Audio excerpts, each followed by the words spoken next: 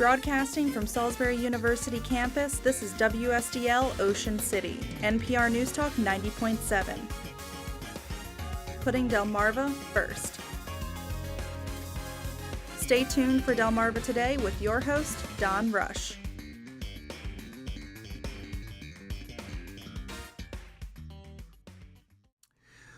The Ward Foundation is celebrating its 50th anniversary. Welcome to Delmarva Today. This is Don Rush. In 1968, the Ward Foundation was established to celebrate and promote wildfowl art and to preserve the legacy of the Eastern Shore's most famous decoy carvers, Lim and Steve Ward.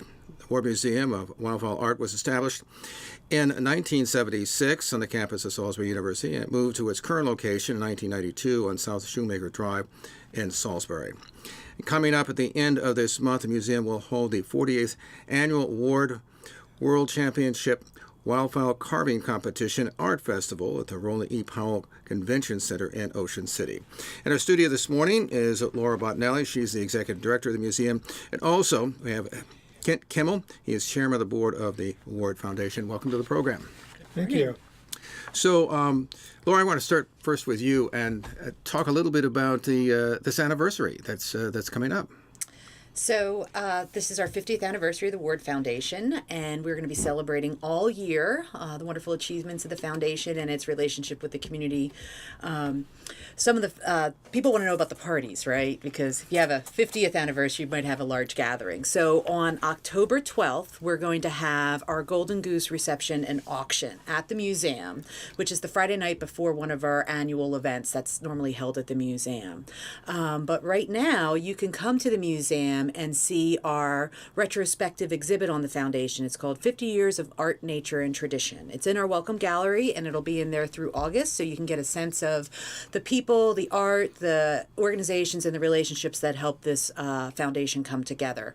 We're doing lots of other things, like doing a lot of media, so thank you for having us here to celebrate. The 50th anniversary really aligned with sort of a capstone year for the Ward Museum already. As you know, last year we just finished renovations of our museum facility. We greatly expanded our educational programs and have had a lot of ways to build and create new relationships throughout Salisbury and the greater Delmarva Peninsula. So a lot of people are discovering the Ward Museum for the first time, and then for them to understand that the Ward Foundation has been, 50 years in the making to what we're seeing here in 2018. So, Kent, how do you see the significance of the foundation and particularly the museum itself? Well, I think the significance of the foundation is the members of the board who oversee, have a fiduciary responsibility, obviously, to the museum. So much of our work is making sure that we understand and to be able to work with our community leaders in getting the museum to be a major part, social part, educational part of the community. So, what kind of impact do you think that's had in terms of preserving the legacy of not only the Ward Museum, the Ward brothers, but of sort of this Eastern Shore tradition, as it were? Well, one of our mission statements is that we reflect on the heritage of the maritime communities of the Eastern Shore of Maryland, in particular, and throughout the United States and abroad. We have partnered on numerous occasions with facilities outside of the region, so that we're trying to bring knowledge of our part of the history of the Eastern Shore to the Western Shore, if you will, and through the World Championship every April in Ocean City. We bring people from all around the world. We have people here from England and Japan and France, Russia, who are competitors. So one of the things that we're attempting to do is to, in some sense, make the Ward Museum a destination for visitors and for our locals. Laura, so are there any special themes, by the way, in the celebration? What kinds of things are you emphasizing in terms of highlighting the traditions here? Well, so part of what we're trying to do this year is find a way to reach out to the many different communities the Ward Museum serves. So as Dr. Kimmel just referenced, so at our World Championship event soon, we're going to have our international membership of artists that come and support us each year. We have a special exhibit that's going to be going on this summer that's going to be engaging many local artists from a variety of media. It's called Through the Artist's Eyes. So we know over the many years we've had artists who've had relationships with the ward and maybe have had limited opportunities to exhibit. We also, through our educational programming, have a wide reach. And so we've had our student art show this year reflected on the 50th anniversary. The materials that we bring into the classroom recognize that while we're learning about sort of the environment of today, that the history of the Eastern Shore is very much connected to waterfowling and marsh life and the relationships between land and water. So for early learners, we look at those themes. When we look at visitors, again, these communities that we serve and these themes that we're pushing, for our visitors, we want them to realize that when you come to Salisbury, that there are gems within our cultural and arts community that they can discover. We are a destination for tourists who are traveling up and down the eastern seaboard. And so if they come and pick the Ward Museum as one of their stops, we want to make sure that we're referring them to the other heritage organizations and arts organizations throughout the shore. And we see that as an important role, and in our 50th year, even more important because it's showing the breadth and scope of all the relationships we have. We are also doing work with Salisbury University in our 50th year to generally recognize the educational impacts that we've had through our relationships with campus, to have the students involved in the celebration. So, I get this question about how do we connect with all these many people that we have relationships with, and it's really, the approach is different depending on who you're meeting with.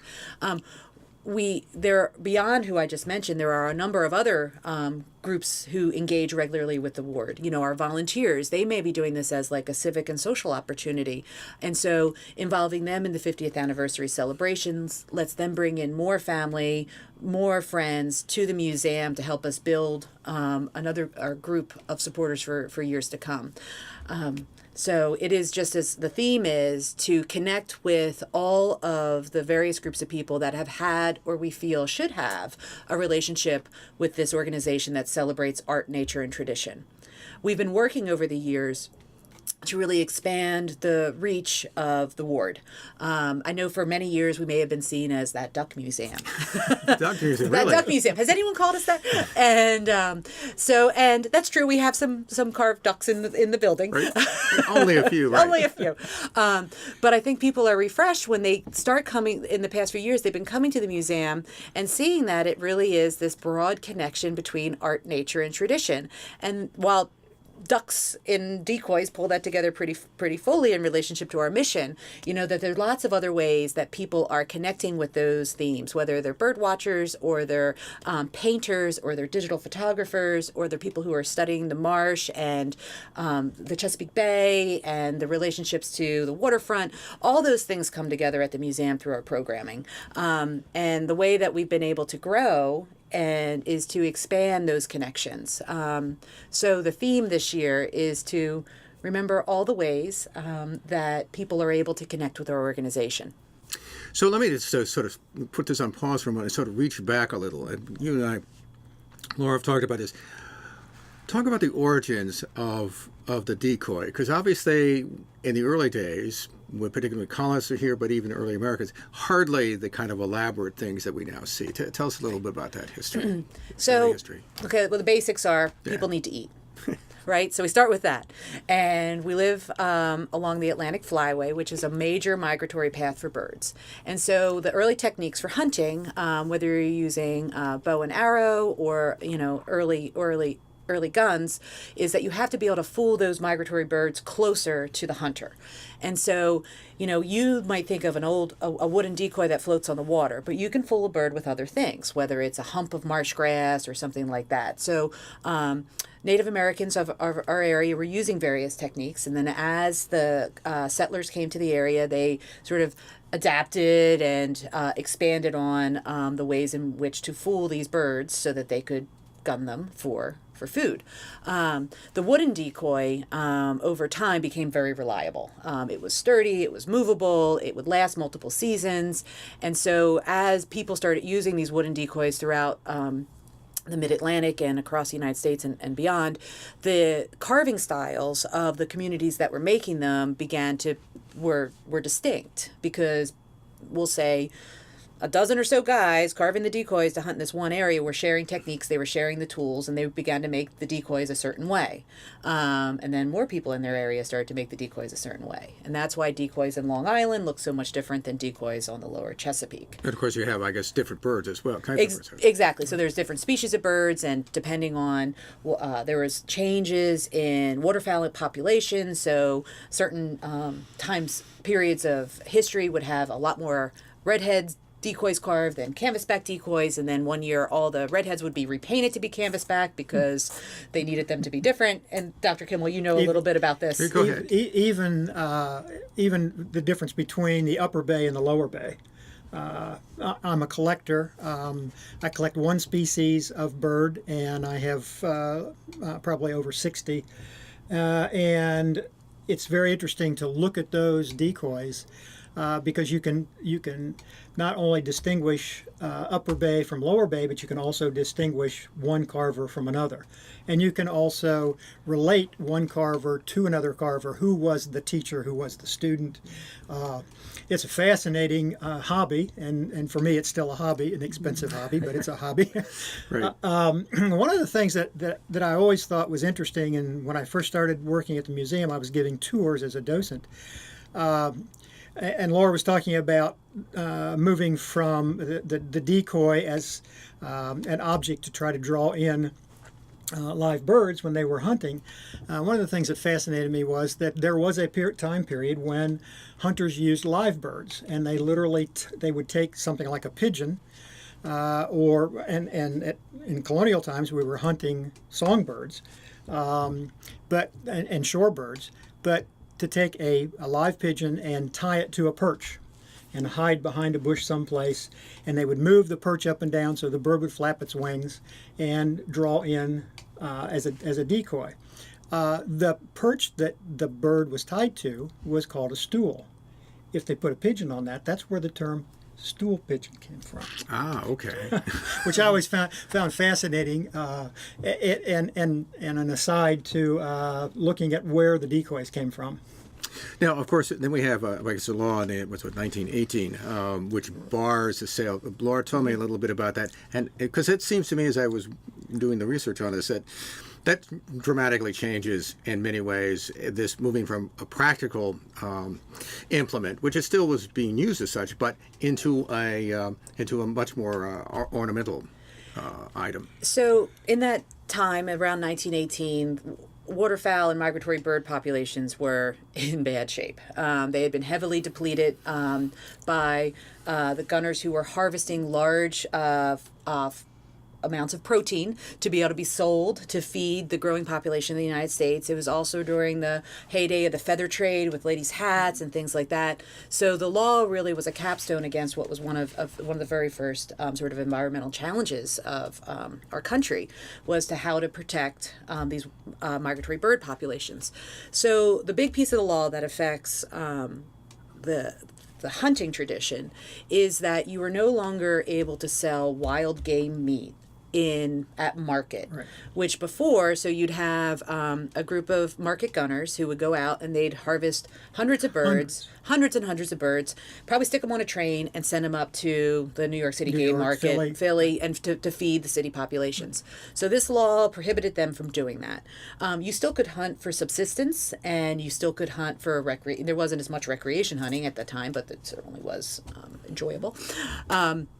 So now what that meant was a number of those folks who were hunting those large quantity of birds to feed population switched over to guiding services and gunning club services, because there still was the experience of the marsh and people who still wanted to have a connection and get there. So those skills transferred to a new industry, which was sport, we'll call it gun clubs, Right. Gun clubs, yes. hunting guides, Sports clubs, right. right, and then the continuation of subsistence hunting. So that break, then the decoy began to be used as a tool that maybe was being visible to a lot more affluent clientele who maybe wanted to take that decoy home with them after they went and visited one of these remote maritime communities. But the decoy was a tool. You couldn't let it go. The next group had to hunt with it. So they started the carvers started carving these miniatures, which could be taken home as souvenirs for those guys that had come out for these sporting excursions. And then, eventually maybe some other of the regular decoys were brought home. And those things were put on shelves. And maybe someone picked up a working decoy and went and put it on a shelf because the food that they had hunted was consumed, but they wanted this memory of the experience in the marsh. So that kind of began the push of the decoy into sort of have a decorative quality.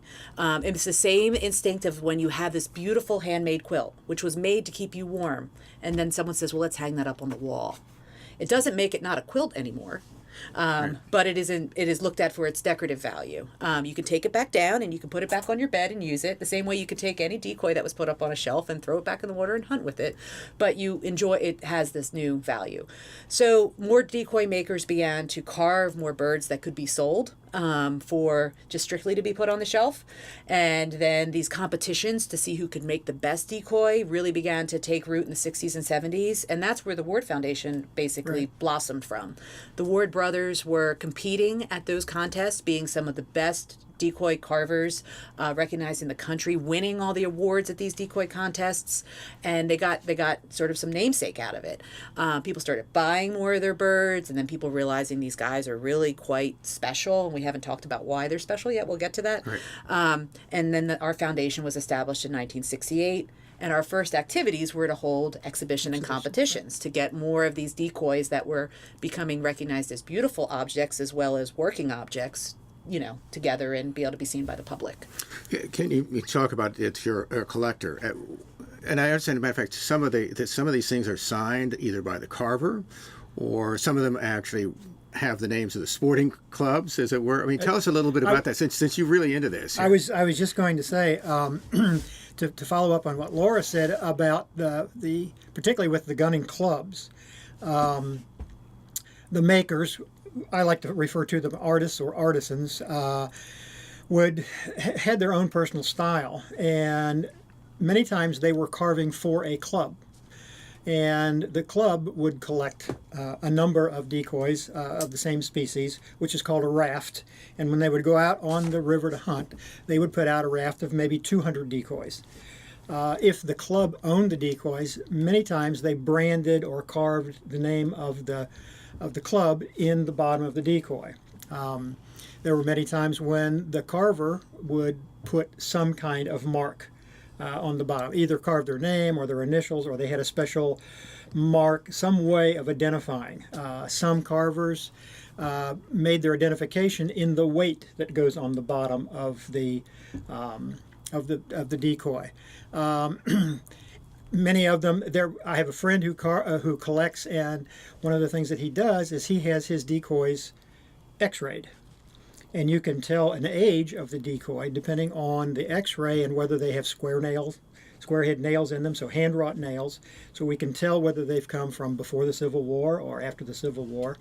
And the idea of collecting, one of the things that people now collect, and I have started, but I'm not into it like so many others, is to look for brands on the bottom of a decoy. So it may be the brand of the carver, it may be the brand of the hunt club, of the scow from which hunting took place.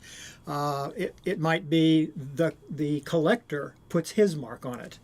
I know I have one decoy that I got in North Carolina because it had the Ward stamp on the bottom of it, because it had been in an exhibition here. It wasn't in the permanent collection, but it was in the collection enough to put in the museum. So it meant something to me to bring that decoy, even though it was a North Carolina decoy, bring it back because it had at one time had a home here. So I'm going to jump in because now listeners are like, well, there's that decoy over on my cousin's shelf. I wonder if it's anything. Is it? Right. Right. All right. So first step, ask your cousin if you can take it down off the shelf. Don't grab it by the head. Grab it by the body. And you look at it, and you know what Dr. Kimmel was saying is you turn it over and you look at the bottom. When a decoy collector, first thing they do is flip a bird over. Yep. And you begin to read the bottom of the bird. You get to see if it was ever weighted, so if it was ever hunted on. You can see the condition of the bird. You can see what these layers of ownership that may be on the bottom of the bird, or it may be very distinctly signed by the maker. The newer birds, that's usually what you're going to be seeing. Is you're going to see the artist's signature, and they'll have dated it. Okay, so then once you do that, you might figure out if you can figure out what kind of duck it is, what species of waterfowl, and that way you can talk about it as a canvasback or a redhead or scaup or something like that. And if you really think you might have something or want to know about it, there are opportunities to have those birds looked at and appraised and identified. The museum has events throughout the year. The most significant one is in October. But there's a number of relationships we have with people in the area who can help you figure out what your bird is. And there's a chance that there's a treasure. Only 2 weeks ago, I was told a story where somebody was helping someone move out of a kitchen, and they knew they had some decoys up there above the cabinet, and they pulled the first two down, $50 decoy, $50 decoy, and then there was a Ward Brothers bluebill up there on the shelf, and it had a crack in the bill or whatever, but it was still a very cool find. And some things are just tucked away, and you never know what may come out of... You go to the antique show, right? That's right. Exactly. Yeah. Well, at the antique show, I bet you, the antique show gets picked pretty heavily by knowledgeable collectors. It's going, the finds are really in those little crevices that you might have access to, Right. that, it's somebody's, especially old garages. Right, I go through every old garage here on the Eastern Shore hunting for. Well, speaking of the Ward Brothers, they're probably one of the most famous set of folks who carve decoys. Laura, tell us a little bit about them. They have a little barber shop down a place near Chrisfield, but there's also they would carve, and then they had obviously their rooms in the back as well. So you know a lot about this already. I had to. And I would hope that most listeners on Delmarva have heard about the Ward Brothers. They're very famous people from the Eastern Shore who've grown an international sort of. Reputation. But they born and raised in Chrisfield, Maryland, out on Sackertown Road near Jenkins Creek, and they learned to carve from their father because they needed to hunt to hunt out in the marsh. They were barbers by trade, and they had a 4th grade education, and in between haircuts, they'd carve these birds. So as more people started coming through Chrisfield, and especially there were some major gunning clubs that were down in our area, and with the booms and busts of seafood and some of the wealth that came into Chrisfield, people started to realize that these Ward brothers were carving these really exceptional decoys, and they began to get more and more direct commissions. And so then their work started to get put in more prominent locations. And then they were featured in National Geographic 3 times in their lifetime. They ended up getting honorary doctorates from Salisbury University and ultimately had the Ward Foundation named for them in 1968. But really, these were these guys that were incredibly affable and would sing in barbershop quartet and wrote poetry about the Eastern Shore and had that Eastern Shore personality that this is a person who knows about where they're living. And they know what's important about where they're living, and they value people as much as they value the place that they're in. And they built these relationships that extended throughout the Mid-Atlantic and then ultimately nationally before they passed away. So, Ken, I'll let you add on. Yeah, Ken, and when you're looking at what do you think distinguishes the Ward Brothers decoys from, say, others? Well, I think they were excellent carvers and painters. They could represent the decoy. I think part of it is the fact that they, for the most part, carved everything by hand. They had a bandsaw. If you go down to the workshop, the old barbershop workshop where they worked, that bandsaw is still there. It's a huge floor-mounted bandsaw. So they rough cut the decoys, but everything was done they whittled. It was done with a knife. I know that a number of carvers, particularly some up on the Upper Bay, started going to lathe carving, where they had a model, and they would literally, the birds were turned out en masse. These were individually done, and one of the fascinating things to me is to go down to the workshop, and on the wall you will see in pencil something written on there: 7 redhead, 15 canvasback, and prices, and 50 cents a piece. So that's $12 for that batch. And you think now about the prices that some of the Ward Brother pieces are getting. You realize that they were there carving decoys for the people around them who were using them to hunt. When they became recognized as excellent carvers, they called them counterfeiters.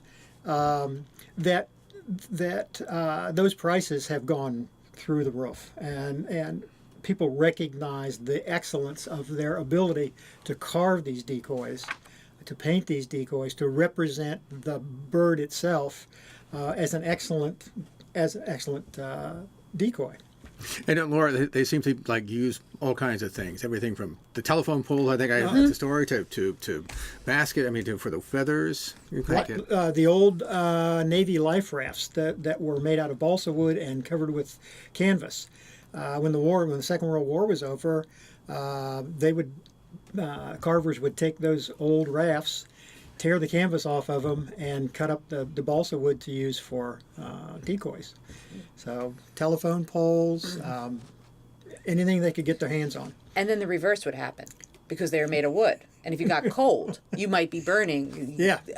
Right. Yeah, I heard that some were burnt, actually. Yes. They would just throw them in because. Yeah, I mean, they were coming of age as carvers during the Great Depression, Right. and you basically living out of the food that they could get from the marsh, and making a decision about what piece of wood they were going to burn to keep warm that night. And many award decoys were burned. Burned. So in terms of what kind of legacy do you think they leave in terms of contributing to the modern day or the current carvers? I mean, I talked to a couple of carvers for a story we did last year, and one of the things was they talked about how they had learned a great deal. Matter of fact, one of the carvers said they were inspired when they went to one of the exhibits. Well, I think that's it. I think they have become the Ward brothers have become a standard, which other carvers aspire to. They'll look at the Ward carvings as a model for the quality that they really want to pursue in terms of their own carving. I don't know that the standard on the Eastern Shore from the Ward Brothers perspective is any greater than it is. There's a competition or a big exhibit coming up in a couple of weeks out in Chicago. I think the Ward Brothers are as well known in Chicago at that competition as they are here. So their name has moved well beyond the Eastern Shore.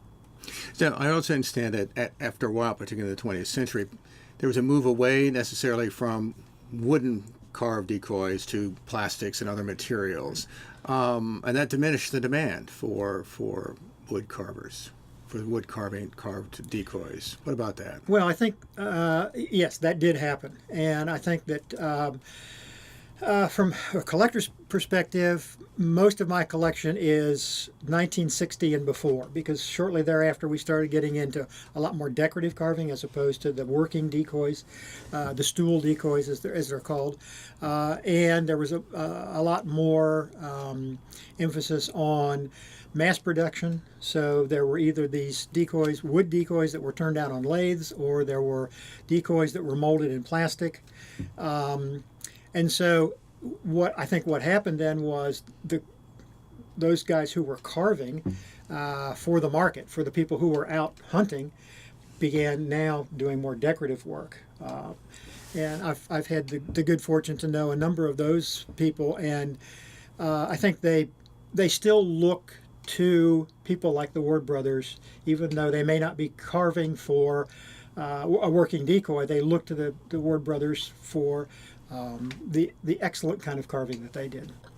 So we have, of course, the international competition coming up. Laura, tell us a little bit about that. I mean, how many kinds of entries have you got? Any kind of particular areas of and awards and so on? Tell me about that. Okay, so the exciting thing is we don't know what's coming until we get there. But you're supposed to know. No, the carvers have been working on their work for the past year, and it's a debut of their entries. So this is the 48th annual Ward World Wildfowl Carving Competition, and there are divisions from youth to novice, intermediate, advanced, and world championship and masters.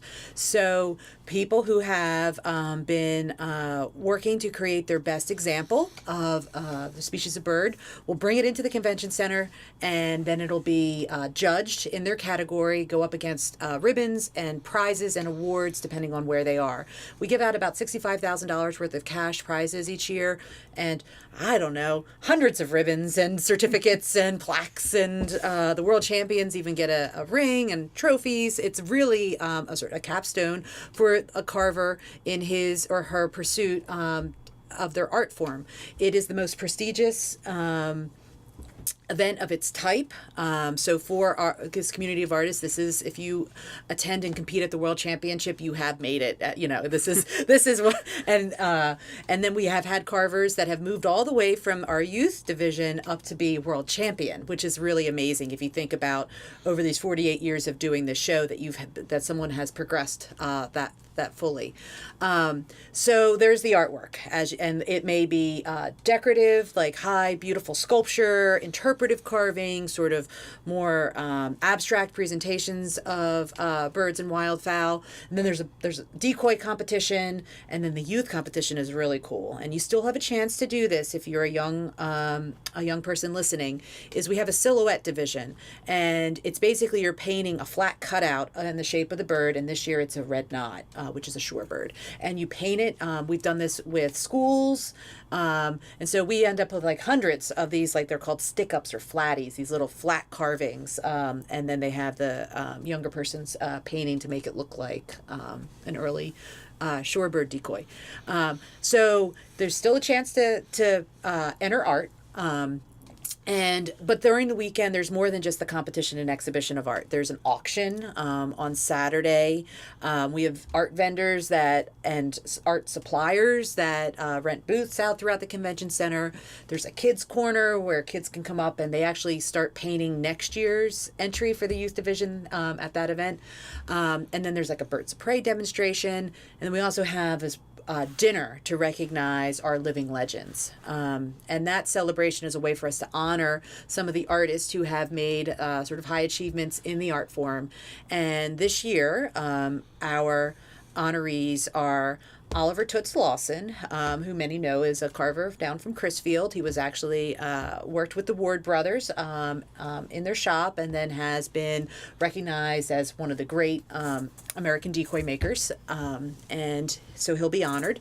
As will David Turner, who everyone probably has seen David's work throughout the Eastern Shore and beyond. He's a bronze sculptor. His studio is in Olney, Virginia, and he has works all throughout Salisbury University. He has some signature monuments in Ocean City itself, works at the Ward Museum, and throughout the United States. So we'll honor David.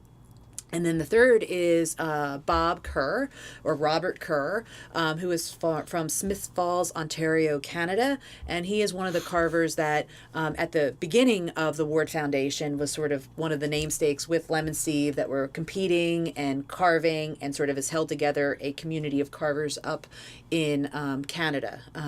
So we'll be honoring Robert Kerr as well. So the weekend is a chance to see a lot of new art, to honor some of the history, to be able, if you're into it, purchase, take home things, to learn. And for kids, there are opportunities for children to, get close, play with a little paint if they like, and to really see the beauty of the art form and the natural world it celebrates. I think for some of your listeners, I think one of the fascinating things, and to go to the convention center, and I would recommend people take some time this weekend, or next weekend, I guess it is, the Right. 27th through the 29th, to go to the competition, but just to look at the quality of work that's done from the kids that are there.